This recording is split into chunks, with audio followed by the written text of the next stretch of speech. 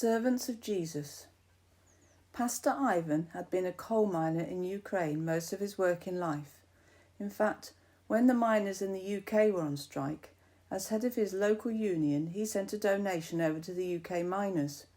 Some years later, he and his colleagues were working barefoot because their boots had worn out and there was no money for new ones. The UK Miners' Union was asked for help, but they never received any reply.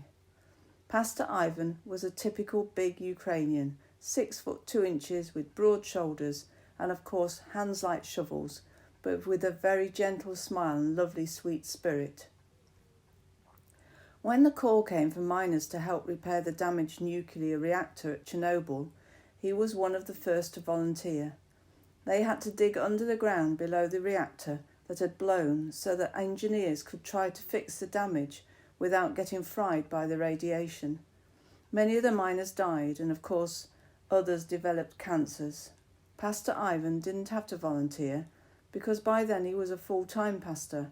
He went simply because he loved God and his fellow Ukrainians and he wanted to serve them.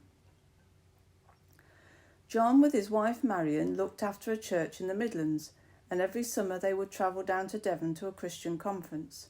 The venue was a farm, with most of its visitors camping, which meant lots of use of portable toilets. Without going into finer details, the toilets got very mucky. John and Marion immediately smelt the need and brought themselves buckets, mops, rubber gloves and nice smelly things and set to work. Every morning and evening you would find them in the toilets. The toilets were always spotlessly clean, and Pops always felt bad if he had to walk into one with muddy boots on. Very few people knew who it was that kept the toilets clean. Pops knew because he had also had to get up early and he caught them with their mops and buckets. Every year they spent their summer holidays cleaning toilets just because they loved their brothers and sisters. Najwa had come to England from Brazil to learn English and then from English to learn Albanian because that was where she believed God had called her to work. Albania had boasted that it was a completely atheist country, and to prove their success, the government would hang Christian leaders in the national football stadium and play football with the heads of church pastors. While studying English, Najwa lived for a time in Leamington and popped in regularly to see Nana, who was always busy with housework, mission work, looking after the church and taking care of the children. And there were always a huge pile of clothes waiting to be ironed, a lot of it being Pops's shirts. "Why are there always so many of Dave's shirts to be ironed?" Najwa asked. "One minute he's knocking down some wall, the next he is going preaching or visiting someone," replied Nana, doing her best to defend his too frequent changes of clothing. After that, without asking, Najwa became the ironing lady for the Orange family's never-ending washing. Although Nana's dad spent time at their house and met many of their friends, Nana could never persuade him to come to any of the church's meetings, and he would never raise the subject of Christianity. But the one person he asked about years later was Najwa, the lady who did the ironing. Najwa got herself to Albania and became one of the first missionaries to raise up churches in the country. She even had her own regular Christian radio programme.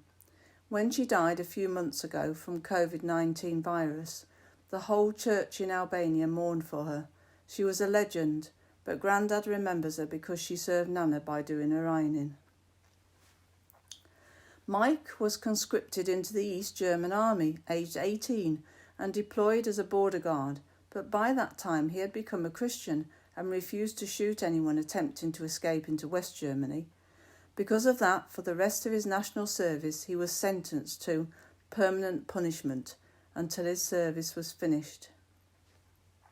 Pops got to know him and his lovely wife when he was a pastor near the city of Gera. Pops had decided to leave the truck and trailer in Germany between missions, but needed someone to look after it, garage it, and get it through its MOT. Mike was the one who volunteered. It was only years afterwards, when Pops brought the truck back to the UK, that he realised how much work Mike had actually done, not only taking care of the truck, but organising new places to garage it and dealing with the mountain of paperwork that went with it.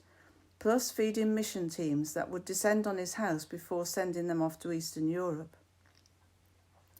His wife and his church opened up their hearts to Pops and his friends, always welcoming them, always saying yes to Pops's continual, "Mike, could you do me one last favour?"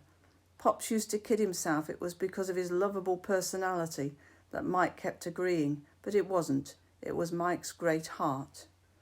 "If anyone serves me, let him follow me, and where I am, there my servant will be also. If anyone serves me, him my Father will honour." John chapter 12, verse 26.